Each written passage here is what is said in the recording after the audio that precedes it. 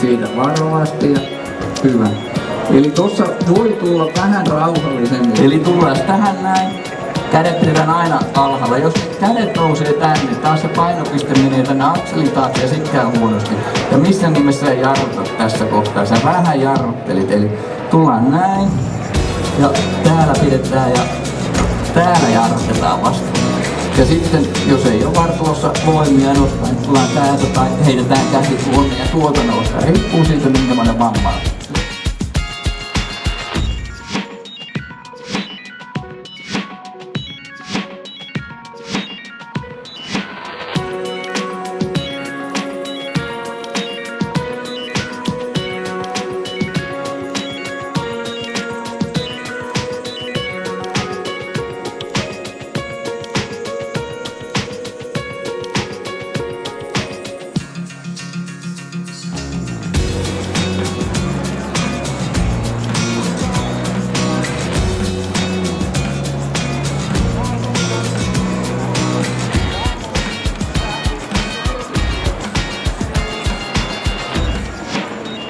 Rauhallisesti. Pidä.